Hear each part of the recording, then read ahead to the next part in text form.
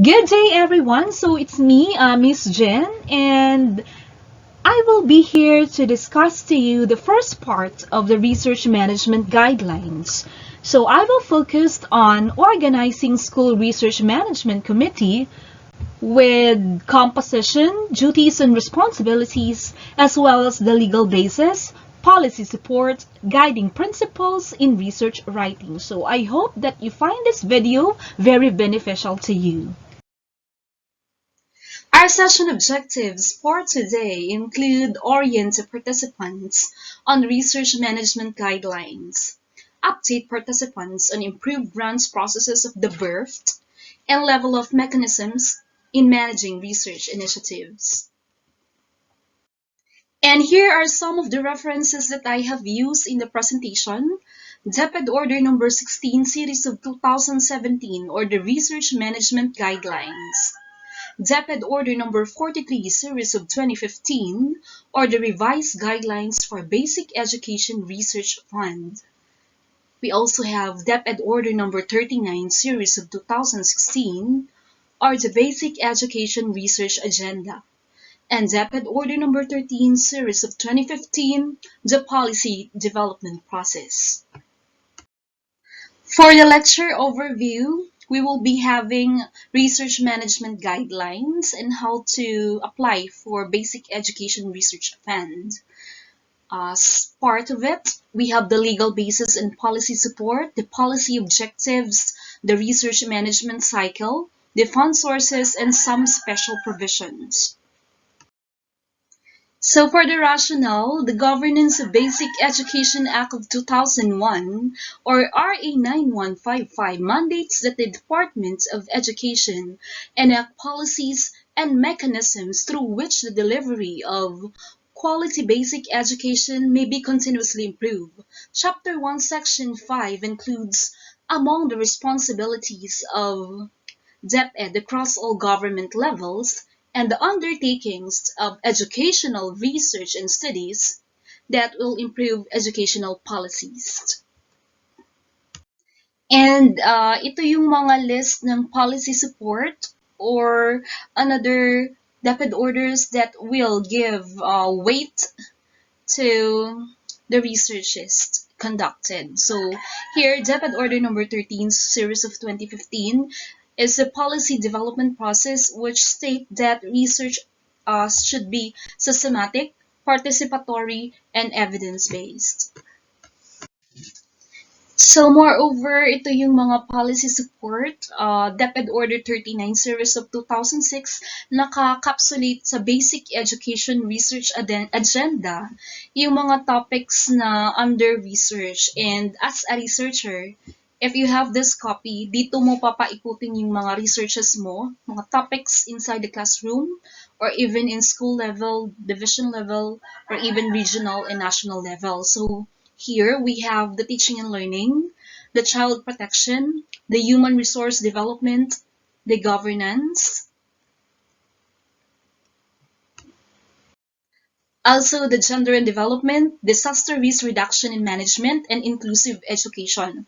So under this DepEd Order 39 Series of 2016, may mga sample topics, sample titles that you can choose from. So you cannot tell or you cannot say that you are running out of topics because DepEd Order 39 already given a short list of topics that you might be interested with. So, hindi kayo lalayo doon sa mga themes and recurring themes na given by DepEd. So, yun po yung nagiging topic every time we present or publish papers.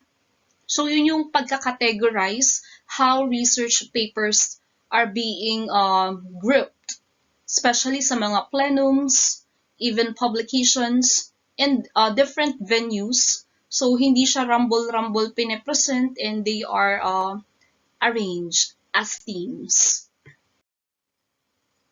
Here are the reasons why we have policy objectives. Of course, to provide guidance in managing research initiatives across governance levels, to improve support mechanisms for research such as funding, partnerships and capacity building, and to reinforce the link of research to education processes, policies and programs through research dissemination, utilization, and advocacy. So kaya po meron tayong tinatawag na research management guidelines para ma-provide ang direction and policy recommendations sa paggawa ng mga researches. Because it is not just you produce researches but how you utilized the results and how you disseminate it into public. So, yun po yung naka-encapsulate doon sa policy objectives natin. And also, we have different guiding principles on the conduct of research according to DepEd Order 39 Series of 2016. The first one is for excellence. So, we should have relevant and researchable topics, appropriate research methods, logical, coherent, and evidence-based findings. So, ito po yung more of the technicalities in writing researches to improve our work. Then we have integrity. This include high ethical standards, honest and accurate in the collection, analysis, and reporting of data. We also have openness. This include collaborative research work, multidisciplinary perspectives, then truthful and timely dissemination of research results. So in DepEd, we have different research committees that will be helping us to do our researches, that will provide guidelines, guidance when it comes to checking the progress of our work and helping us by giving endorsements to higher authorities regarding the findings of our researches. From the national level, we have DepEd Central. For the regional level, we have DepEd Calabarzon. For the division, we have DepEd Quezon. And for school level, of course, your school. Okay, so we have the National Research Committee, and let's have a recap, fast recap lang. Ano ba yung composition ng mga members? Of course, the chair is the Undersecretary for Field Operations and Planning. The co-chair is the Undersecretary for Curriculum and Instruction. And for the directors, we have the Planning Service, Bureau of Education Assessment, Bureau of Human Resource and Organization Development, National Educators Academy of the Philippines, Finance Service, Budgeting Monitoring, and other bureau services by invitation. And for the Secretariat, we have the Policy Research and Development. So the PPRD or PRND.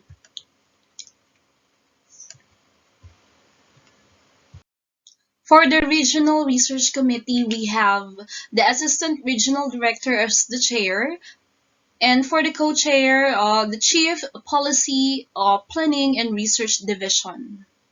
So the chief of the PPRD. And for the members, they have the Curriculum and Learning Management Division, Education Support Services Division, Human Resource Development Division, Quality Assurance Division, Field Technical Assistance Division, Finance Division, and by invitation, the Legal Office or focal person. And for the Secretariat, the Policy, Planning, and Research Division. So now we already narrowed down the committees. So we have here for the division level, the Schools Division Research Committee, which I think you all know. So the Assistant Schools Division Superintendents will be acting as the chairs. And for the co-chairs, the chiefs of the SGOD or the School Governance and Operations Division and the CID or the Curriculum Implementation Division. And for the members of the Research Committee in the division level, we have the Senior Education Program Specialist for Planning and Research. We have CID representative based on requirements for evaluation. So here, these are the district supervisors or the program supervisors based on their qualifications. And then we have representative from finance unit, and by invitation, any concerned focal person can be a member. And then we have the Secretariat, the School Governance and Operations Division, particularly the Planning Officer. So, ito na po ang iba't ibang functions ng School Division Research Committee na talagang they are the ones providing technical assistance to schools para makapag-conduct ng different research activities in a smaller context. So here are their functions: to provide guidance for the research agenda, approve proposals from schools and CLCs, evaluate and approve research initiatives and activities, and forge partnerships.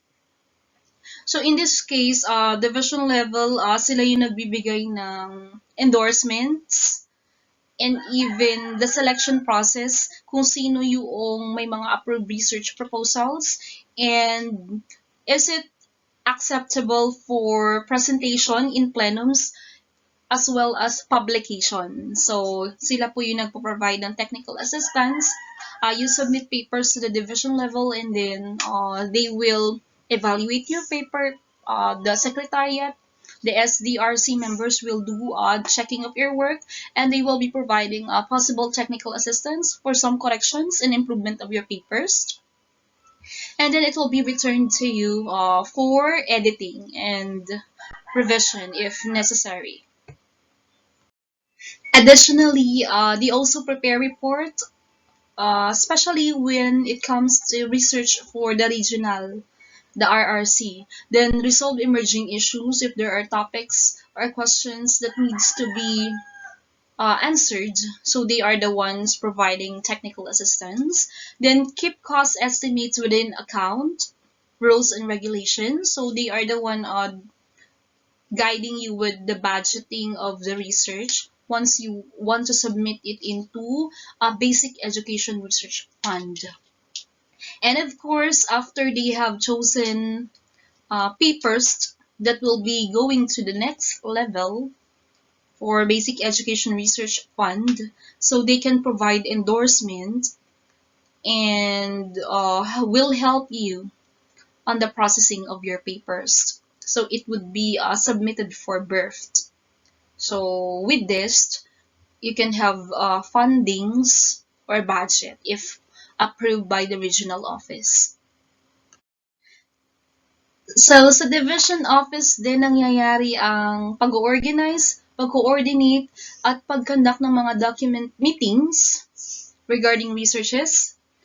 In the division office of Quezon, I remember that they are having the congressional research committees having their meetings quarterly. So they have the topics and issues to be resolved as well as answering of queries from research coordinators and those research enthusiasts. Then they also conduct initial screening. They are the one who checks your proposal submission. So as what I am telling a while ago, sila yung taga-check muna and aid SDC members in recommending proposals for approval. So once approved, they will be providing you with recommendation and certification. So also liaised with academic and research institution. So they tie up with other institution when it comes to provision of technical assistance, such as conduct of trainings, seminars, and workshops about research. So ito naman po yung functions ng SDRC Secretariat. So conduct periodic monitoring research in schools and CLCs, provide technical assistance to researchers, prepare accomplishment reports on division research, and prepare staff work as needed. So yan po yung mga ginagawa ng Secretariat ng ating Division Research Committee. They prepare reports and different stuff that would help in the documentation of research processes. And here's the composition of the school's research committee. we have the school head, the school research coordinator, the research focal person, or any research enthusiast in the school. And of course, if we have head teachers, master teachers, and guidance counselor, so they are also part of the composition of the SRC, and in-house research reviewer. So, yun. And they will be organized and be delegated based on qualifications and criterias being set in the research management guidelines. Okay, so ito naman po yung highlight nung ating topic for today. Paano naman sa school level? Meron din ba tayong tinatawag na school research committee? The answer is you should have, because di ba sa smaller context, sa school level nagsisimula ang mga outstanding researches or potential researches. So if we have school research committee, mas madali ang pagpili, ang pagsala, ang pag-endorse, at pag-recommend ng mga papers to be submitted in the division office. So, it assures na ang school ay hindi mawawala ng entry every time na may mga trainings, seminars, or other activities pertaining to researches. So, it is really a need to provide or to assign the research coordinator in every schools. Not just the research coordinator, but the whole research management team that will assist the research coordinator, because everything is attached to research. So, halos lahat naman ng documents ngayon in school, especially yung school-based management, SIP, learning continuity plan, and different things related to school functioning and governance, ay product of researches. So, if you have quality researches or team to provide or ensure the submission of those potential papers, then the school will be having greater opportunity of having representatives in different plenums, publications, and grants given by DepEd. So, ito lamang po yung mga guidelines or ito yung mga functions na dapat nating sundin. All members of the SRC or School Research Committee should be aware of the provisions of DepEd Order Number 16, Series of 2017, entitled Research Management Guidelines. So, ano ba yung guidelines na ito? Okay, basically, ito po yung dinidiscuss ko ngayon, yung content, membership, functions, how to apply for birth, and different thematic topics of research to be done in DepEd, as well as how to facilitate and how to monitor the conduct of different researches in different levels.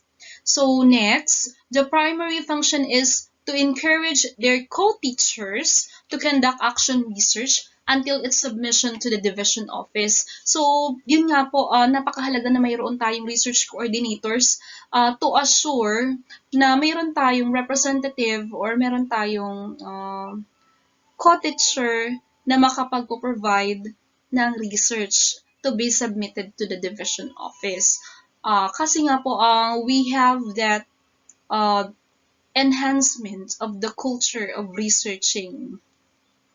And as we know, DepEd Calabarzon ranks first when it comes to research, because most of the teachers in our region are engaged into research writing. So that was the battle cry of DepEd Calabarzon to continue conducting researches in schools as well as division, regional, and even higher levels.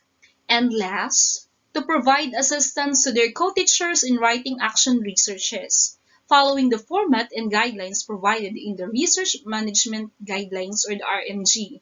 So yun, another function nila is to provide technical assistance. So they will serve as guide, and they will serve as para bang mentee for those starting to write researches, those who are not yet experiencing publishing or presenting researches in different plenums. So sila muna yung magme-mentor on how it should be done, as well as they will constantly remind everyone, co-teachers, about the different steps on how they should have it.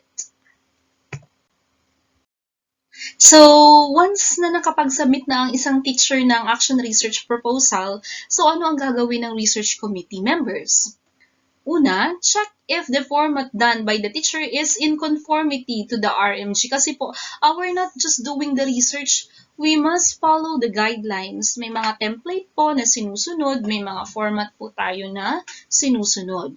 And that is the task of the committee to check the correctness of the format. Then we have checked the technical aspects of writing, such as spelling, grammar, punctuations, and others. So, it would be a great advantage if one of the members or some members of the research committee are having background in copy reading as well as grammar and different ways on how to edit paper. So, may background siya ng editing and nakakapagturo ng research. So, yun po another bentahe or advantage if you have co-teachers like that. Then we have letter C, check the completeness of the documentary requirements prescribed by the RMG. If found lacking a supporting document, provide the same and assist the teacher how to accomplish such. Kasi po, it is not just you submit the proposal or the paper. Marami po siyang attachments, just like when you submit in Basic Education Research Fund, yung sa birth, hindi lang yung proposal ang hiningi. Actually, we have submitted 7 attachments for it. So, ano ba yung mga attachment? Example po dun ay yung cost estimates, magkano ba yung budget na kailangan mo. We also have the certificate or the originality, authenticity, katunayan na hindi mo siya plagiarize, it's original, written by yours truly. Another is, of course, the recommendation from probably the school head or members of the research committee in your school, or kung division level man siya, ipapasa sa region, recommendation ng division research committee. Another is ethical considerations. You have to sign ethical consideration agreement. Then, yung research proposal na nga itself. And ano pa ba yung pinasa namin? Score ng technical assistance. Kasi po, when you are in the division level, ipapasa mo siya sa birth. Parang ipipre-assess na siya. Meron silang monitoring tool or evaluation tool at i-check na nila yung paper mo, and they have a certain percentage alin dito ang mag-a-advance sa next level. So, the cutoff is at least you reach 70% out of 100. So, yun po. Because if they will not check the correctness or the completeness of your documents, babalik po yung paper ninyo or paper natin, yung proposal natin, and the reason would be incomplete attachments. So, hindi na po siya magpo-proceed to higher level because sa school level pa lang, na-found out na siya ay incomplete. And then we have the last, endorse the action research to the principal for approval or for submission to the division office. Kasi po, every time we have a complete paper or just a proposal muna, we need the endorsement or approval of the school head para ma-submit natin siya sa division office. Or even kung hindi man siya school head ang mag-approve, meron tayong tinatawag na corroborators rather. So, at least 5 members of the school, faculty, napipirma dun sa iyong paper, certification that they corroborate or they appeared as witness that you have completed the paper. So, yun po, pwede rin yun if the principal is not available or there are other options aside from the principal.